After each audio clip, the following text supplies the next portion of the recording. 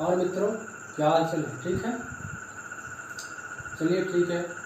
और हम चाहते हैं और यही दुआ करते हैं कि आप ठीक रहें। बात हो रही थी कॉन्स्टिट्यूशन, संविधान में पार्ट 4 में जो है कुछ बातें हुई हैं भारत के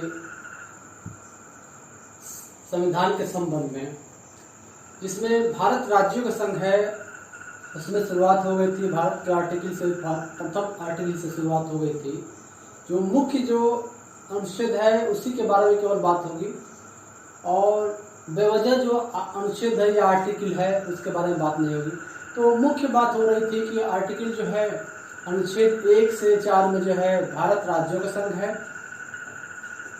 इससे पहले जो है वीडियो पार्ट 4 में जो बनाया गया था, चौथा नंबर तो उसमें बताया तो भाग जो है राज्यों का संघ है, यानी 1 से 4 में जो है राज्यों का संघ है। भाग 1 से 4 आर्टिकल 1 से 4 में है। फिर उसमें एक जो है अनुच्छेद या आर्टिकल लिखवाया गया था, पहला आर्टिकल, जिसमें भारत डेट इज इंडिया, यानी जो भारत है वो इंडिया है, जो इंडिया है वो भारत है। यानी कि संविधान का जो है भारत नाम का उल्लेख संविधान में 2 नामों से है, यानी कि भारत नाम का उल्लेख संविधान में 2 नाम से है, भारत और इंडिया। यानी कि जो इंडिया है वो भारत है, जो भारत है वो इंडिया। ये आर्टिकल 1 में है। अब बात हो रही है, थोड़ा दूसरे टॉपिक पर आते हैं। उसी संविधान 1 से 4 में ही भाग 1 अनुच्छेद 1 से 4 में बात हो रही है, जिसमें वर्तमान में जो राज्यों की संख्या है वो कमी हुई है और केंद्र शासित प्रदेशों की संख्या में बढ़ोतरी हुई है। यानी पहले जो राज्य थे वो 29 राज्य थे, जो जम्मू कश्मीर को संविधान का दर्जा दिया गया था आर्टिकल 370 था। अब उसको जो है वर्तमान सरकार जो है उस अनुच्छेद के उस आर्टिकल को रद्द करके जो है जो राज्यों की संख्या थी, जो स्टेट की संख्या थी, वो 29 न होकर वो 28 हो गई है। यानी कि वर्तमान में जो राज्यों की संख्या है वो 28 हो गई है, और जो केंद्र शासित प्रदेश थे 7, वो बढ़ोतरी 2 की हुई है, जिसमें 2 केंद्र शासित प्रदेश, उसी जम्मू कश्मीर को केंद्र शासित प्रदेश बना दिया गया है, जिसमें एक लद्दाख का क्षेत्र आता है, लेह का क्षेत्र लद्दाख वाला है, और दूसरा जो है जम्मू कश्मीर का। अब यहाँ बात थोड़ी बता दें कि वर्तमान में जो भारत के राज्यों की संख्या है 28 राज्य हैं, और पहले 29 राज्य थे, वर्तमान में एक कमी हो गई, जम्मू कश्मीर अलग से आर्टिकल को खत्म कर दिया गया, 28 राज्य हो चुके हैं। और पहले केंद्र शासित प्रदेशों की संख्या 7 थी, वर्तमान में 9 हो गई है। इसलिए इसको लिखवाना नई चीज है, नई बात है, इसको लिखवाना जरूरी है। तो इसको भाग 1 अनुच्छेद 1 से 4 में भारत राज्यों का संघ में हम लिखवा रहे हैं कि भारत में कितने राज्य हैं, उसके बारे में हम बता रहे हैं। उसी में आगे टॉपिक है पार्ट 4 में। इससे पहले बता दे रहे भारत जो है दैट इज इंडिया, और उसके बाद भारत और इंडिया नाम 2 नामों से प्रसिद्ध है। उसी में जो है आगे हम बढ़ते हैं, जिसमें भाग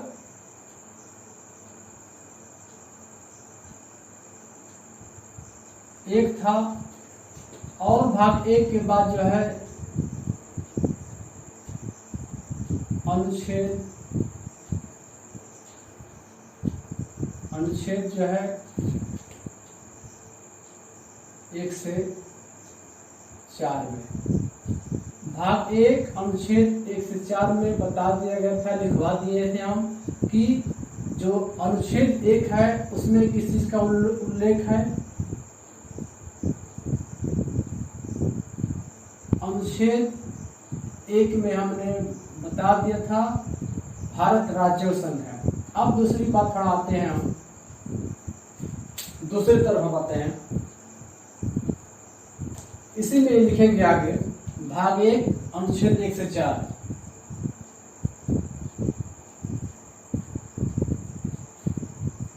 क्या है ये? भारत तथा केंद्र शासित प्रदेश संघ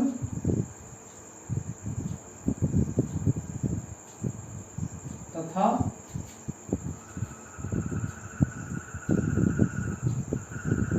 राज्य क्षेत्र।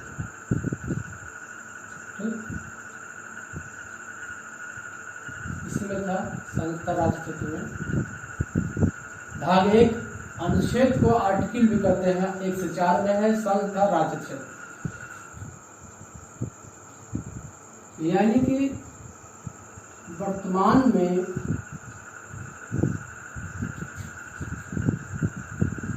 28 राज्य और 9 केंद्र शासित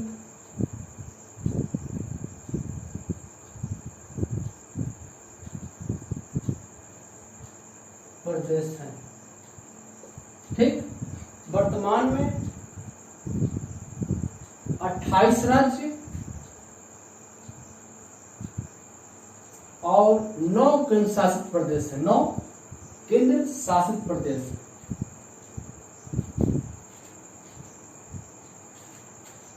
इसी में लिखेंगे आगे,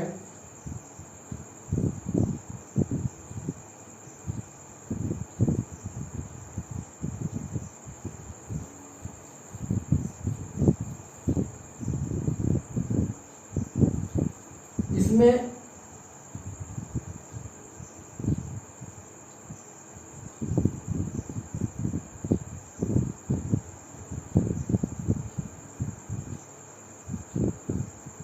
जम्मू कश्मीर का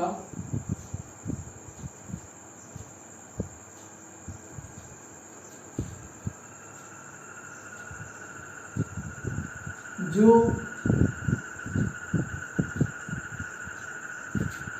विशेष राज्य का दर्जा था,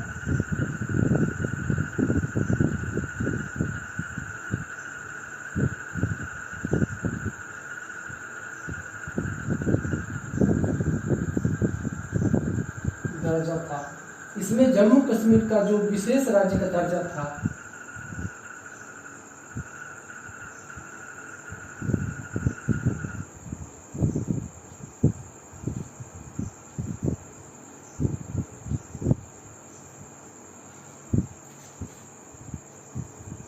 उसे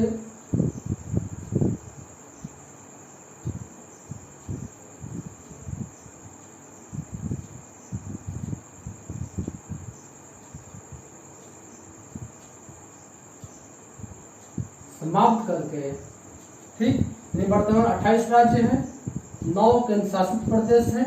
इसमें जम्मू कश्मीर का जो विशेष राज्य का दर्जा था उसे समाप्त करके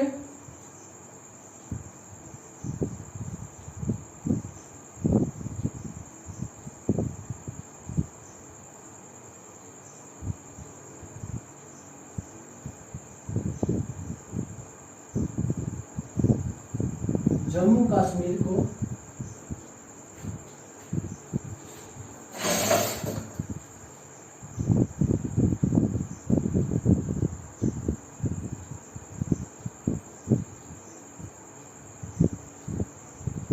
केंद्र शासित प्रदेश तथा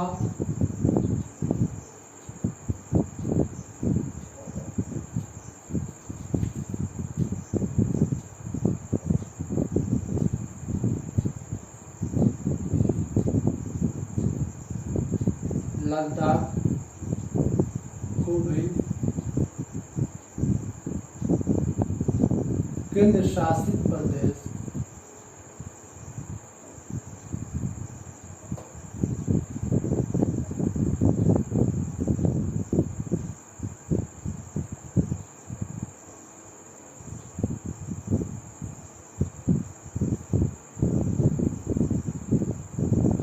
बना दिया गया। ये है जो नए सिरे से जो परिवर्तन हुआ है। 28 राज्य हो गए, जो 29 थे 28 हो गए, 9 राज्य 7 से 9 हो गए।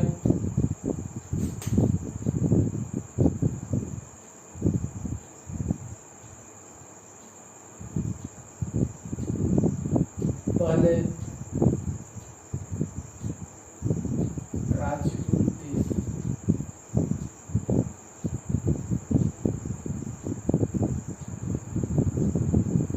और 7 केंद्र शासित प्रदेश हैं।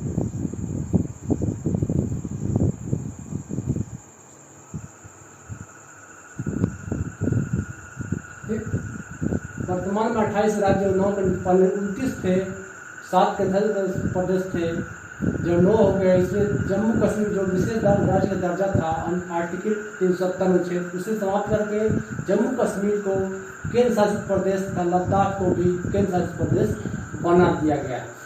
ये नए सिरे से है।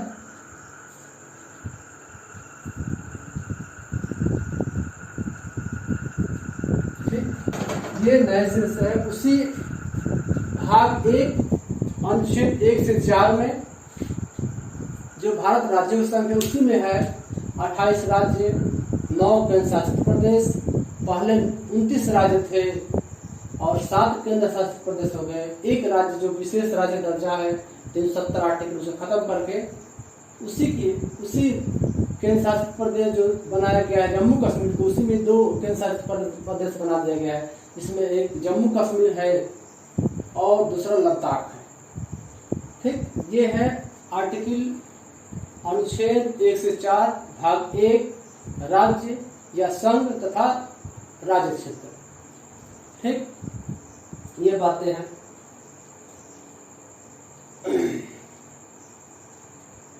इसमें जो है हम एक बात बता दें,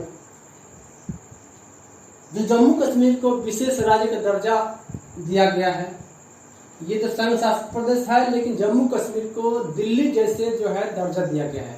यानी जम्मू कश्मीर में जो जैसे दिल्ली में जो नियम कानून चलते हैं केंद्र के हिसाब से, हालांकि ये तो जो भी कोई शासित प्रदेश है उसका जो संचालक या उसका जो देखभाल करने वाला है वो तो राष्ट्रपति के हाथ में होता है।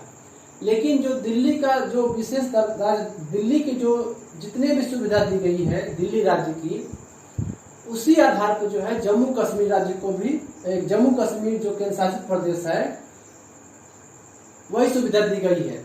यानी कि जो केंद्र शासित प्रदेश 9 है उसमें से 8 केंद्र शासित प्रदेश को, जो कि ये राष्ट्रपति द्वारा जो प्रशासक इसके जो नियुक्त होते हैं वो राष्ट्रपति द्वारा 8 राज्य में होते हैं। लेकिन जो जम्मू कश्मीर नया बना है उसमें जो है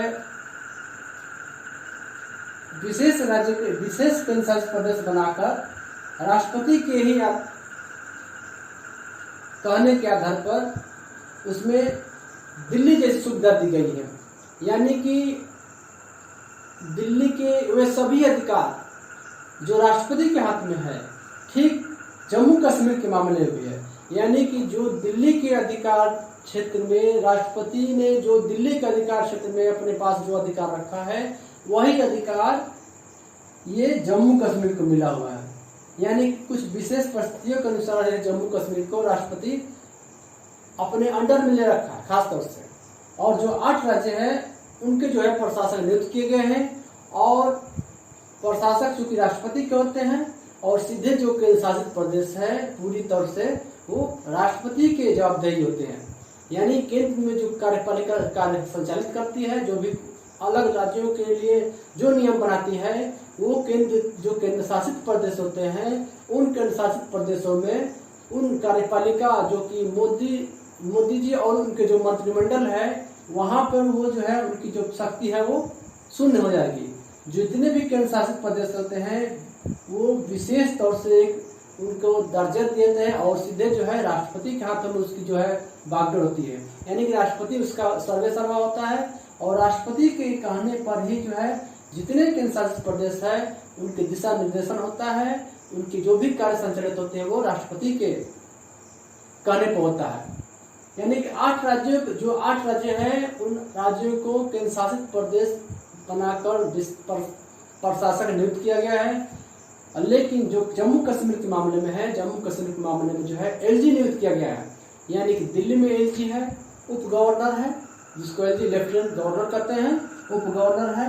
यानी कि जो गवर्नर उप गवर्नर है, जिस तरह से राष्ट्रपति के रहमो कर्म या राष्ट्रपति के कहने पर जितने भी नियम कानून पालन उप गवर्नर करते हैं उसी नियम को और उसी शक्ति का जो है पालन जो है ये जम्मू कश्मीर किया जाएगा।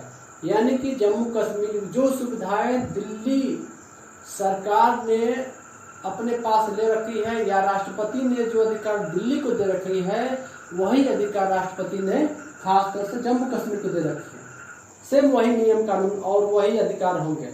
ये जम्मू कश्मीर के मामले में अलग से है। और जम्मू कश्मीर में एसडी को नियुक्त किया जाएगा, लेफ्टिनेंट गवर्नर या अर्थात उपराज्यपाल को, यानी कि जम्मू कश्मीर में भी उपराज्यपाल होंगे और दिल्ली में भी उपराज्यपाल नियुक्त हुए हैं। ये खास तौर से इसके बाद आगे हम बढ़ा जाए, ये सब बातें हैं, इसको बताना जरूरी है।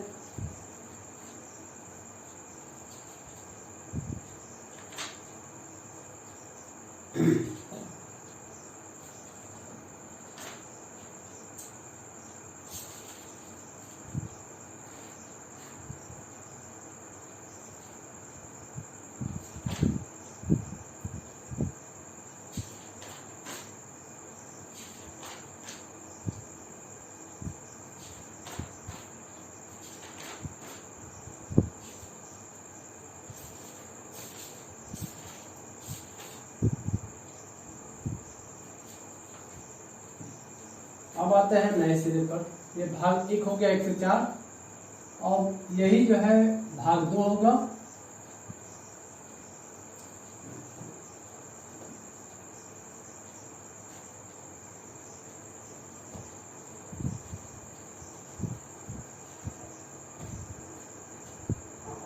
भाग 2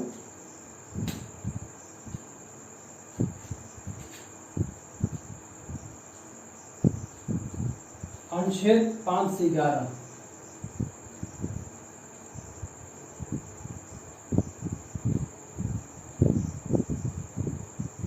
ठीक, ये है भाग 2 अनुच्छेद 5 से 11, यानी कि इसमें किसी का उल्लेख सिटीजनशिप, नागरिकता, यानी कि भारत की नागरिकता कैसे मिलती है और भारतीय संविधान में नागरिकता को या नागरिक को कौन कौन सा अधिकार दे रखे हैं, इसमें हम पढ़ेंगे कि भारत की नागरिकता कैसे मिलती है और नागरिकता पाने के लिए कौन कौन से नियम कानून लागू किए गए हैं और कौन से प्रोसेस, कौन सी प्रक्रिया के अंतर्गत जो है भारत की नागरिकता प्राप्त होती है और कौन सी प्रक्रिया के द्वारा भारत की नागरिकता का अंत होता है। यानी कि आर्टिकल अनुच्छेद 5 से 11 में सिटीजनशिप है, नागरिकता है। भाग 2 है, यानी कि भारत के नागरिक होने के लिए भारत के संविधान के द्वारा कौन कौन से नियम कानून को फॉलो करना होगा, कौन से नियम कानून को संविधान ने लागू किया है, यानी कि भारत के संविधान ने अपने देश के नागरिक बनाने के लिए कौन से नियम को लागू करवाना होगा। तो इसलिए भाग 2 अनुच्छेद 5 से 11 क्या है, नागरिकता।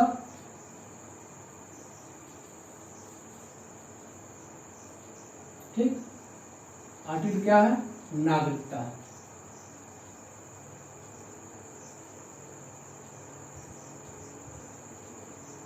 नागरिकता को इंग्लिश में क्या होता है, सिटीजनशिप।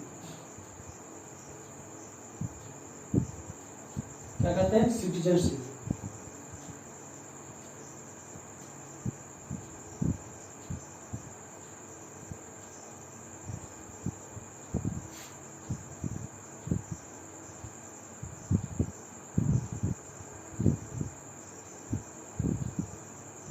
ठीक, सिटीजनशिप यानी नागरिकता। और थोड़ा इसके बारे में हम भी बता दें आपको